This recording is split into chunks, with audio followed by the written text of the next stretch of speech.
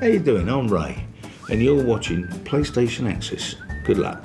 Welcome to Access, the show that puts the stay in PlayStation. Oh. Coming up this week, we go behind the scenes of the massive Assassin's Creed 3, talk to the daddy of both Killzone 3 and more recently the Sweeney remake, Ray Winston, and we've got the latest news in our PlayStation briefing. But first, it's Sackboy to the rescue in our Game of the Week, Little Big Planet PlayStation Vita. All yours, Rob.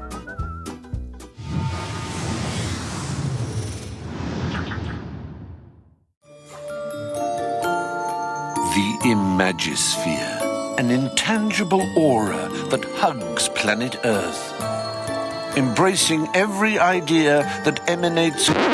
Yeah, enough of that. All you really need to know is that Sackboy's back and he's better than ever.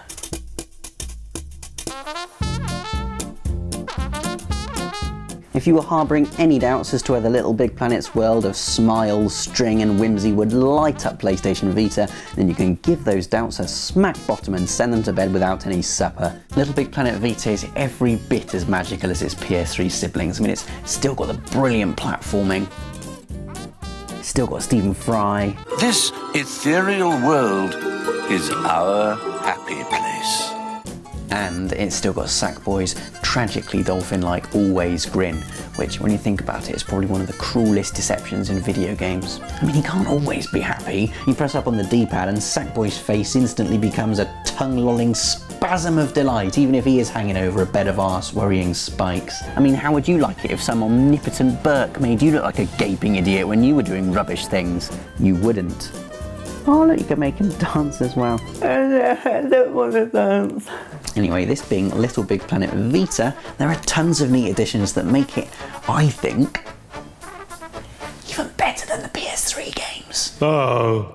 You can touch things, and by things I mean conveniently highlighted blocks that you can either push in or poke out using the front touchscreen or the rear touchpad, and it just makes navigating the levels and thwacking the evil puppeteers and minions that little bit more satisfying. You can also thumb through the pop-it menu, so choosing that perfect outfit is now as intuitive as it is hilarious. Plus you can play the piano. Eat that, Chopin. PlayStation Vita's built-in camera means taking real-world snaps and then plastering them all over the game world has never been easier. And frankly, we cannot wait to see what you guys create when Little Big Planet Vita goes on sale on September the 21st. Although I will be staggered if anyone manages to trump my Essence of Dave wallpaper.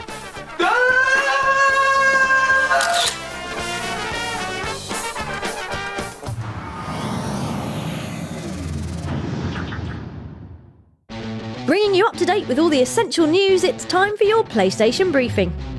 First, keep your eyes and more usefully internet browsers trained on the internet when F1 2012 will be taking over PlayStation Access.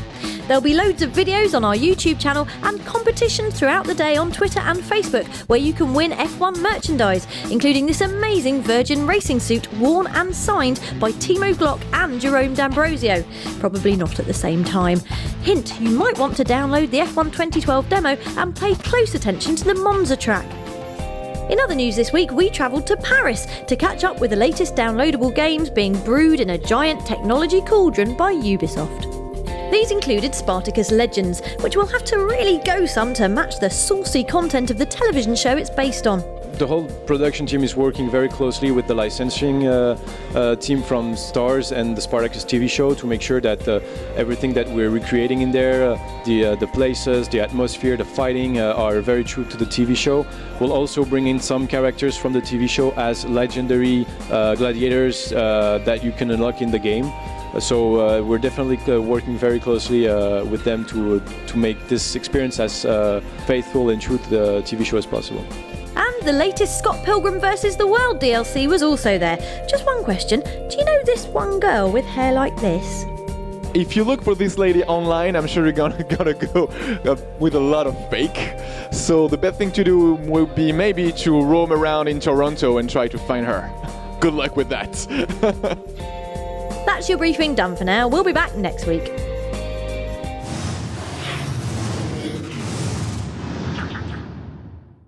What's on the PlayStation Store this week, I hear you ask? Just all of this stuff we're about to show you now. No biggie.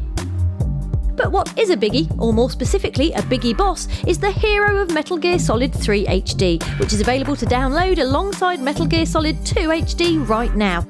It's the first time these shiny remakes have been sold separately, enabling you to ration out your tight-trousered stealthing, but more importantly, it allows us to link to the next section with our favourite anguished cry of Snake! Poor old Snake. Let's cheer ourselves up with a look at Wicked Monsters Blast, a new PlayStation Move motion controller compatible shooter full of frantic action, bright characters with names like Pada and Lizzie, and tons of quick trigger minigames. On a less cheery, more everyone you know is dead and you soon will be too note, The Walking Dead Episode 3 is also out this week. The critically praised graphic novel adaptation continues its carefully paced zombie invasion with another fantastic instalment. If it doesn't make you cry at least once, then have a think about who's the real monster here. That's right, it's still the zombies. Diving onto the store in slow motion while firing dual submachine guns, munching painkillers and having a remarkably shiny head this week is Max Payne 3, Rockstar's brutal reboot of the PS2 noir classic. New Max is older, sadder and prone to outbursts of piano, and invites you to join him on his lovely holiday in Brazil. Finally, news of a deal that should interest every self-respecting PlayStation 3 owner. From now until the 19th of September, annual PlayStation Plus subscriptions come with a very tidy 25% discount, which means a year of amazing blockbusters like these in the Instant Game Collection, as well as cloud storage, automatic updates, and a whole bunch of discounts, deals, and extras. To get involved, just hit the big yellow button in the PlayStation Store. That's all from the store for now. We'll have more downloadables for you next week.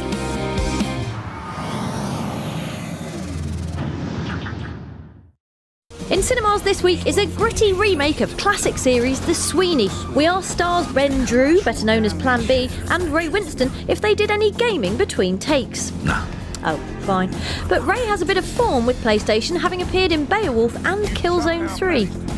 Doing a game and doing Beowulf is for me like theatre and film mixed in one, because you play the whole scene out and you ain't got to worry about the camera because the cameras are everywhere. And so in one shot they can pick your eyeball up or they can do a wide, you know, and people seem to think it's like cartoons, you're all kind of painted in, you're just doing a voiceover. It's not, you actually play the scene, but the camera's all around you. I went down to San Diego to do the last one, Killzone, and had fun with Malcolm McDowell, you know, and we just played about. One of Ray's very first credits was in the original Sweeney series, so what was it like to come back as the daddy? You know, you don't realise at the time when you're doing the first one, because it's nearly 40 years ago, but by the time you do the film and you sit down and it sinks in, it's like full circle in a way. And did Ben have any memories of the old show coming into this film? I mean, I was aware of it, but I didn't know it in that way. You know, I watched the pilot and the feature-length version just so I had some understanding of it. But you know, I don't know if it would have made a difference, you know, because we wanted to reinvent this, and this is about the flying squad now. I just relished the opportunity to be able to bring something new to the character of Carter, but also to work with Ray, Nick, and the rest of the great cast. Thanks, boys. The Sweeney is out now, rated 15 for fisticuffs and bad words.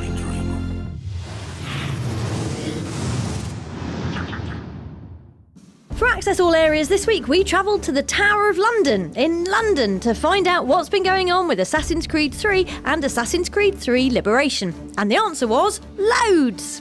For me, the coolest thing about Assassin's Creed 3 and having the chance to make a game in the American Revolution, it's really the opportunity to have the forest as a playable environment. The ability to free run in the forest in a completely organic environment and navigating through the trees completely seamlessly and fluidly, I think that's spectacular. It gave us a great opportunity to actually explore the history and diversity of the area, and ultimately for us it led to us being able to create Aveline. Aveline is the daughter of a wealthy French merchant and an African slave. She's given a wealthy upbringing by her father, but she sees all the sides that her mother experienced. She's caught right down the middle of all of it. Aveline sits there as one of the clearest identifying parts of what makes Liberation special. In Liberation, you play through the Animus yourself. There is no modern day equivalent character. This brings you much closer to the game and to Aveline. The game is released as a propaganda tool by Abstergo, who want players to experience the more grey areas of the Assassin-Templar conflict. For me personally, if I could come back as anybody in time through the Animus, I'd like to actually go back right in time to the Dark Ages, to the Arthurian period of England, and just to see where mythology and truth overlap.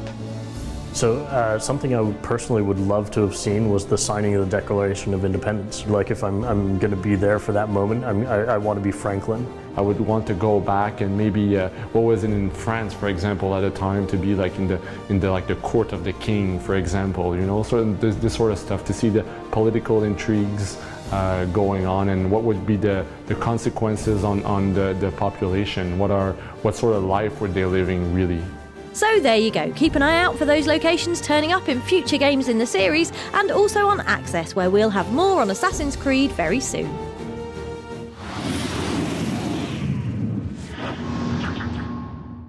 Just before we go, here's another little tease for Borderlands 2, which is out on the 21st of September. The game is packed with frantic humour and cultural references, and so far our favourite of the lot is this mission. It's about delivering pizzas to the underground hideout of a team of genetic outcasts. Yes! It's a nod to the Teenage Mutant Ninja Turtles, and without wanting to say the word cowabunga outside of a strictly ironic context, it's totally radical. Especially slaughtering them afterwards. So bogus now, you idiots! We'll see you next week.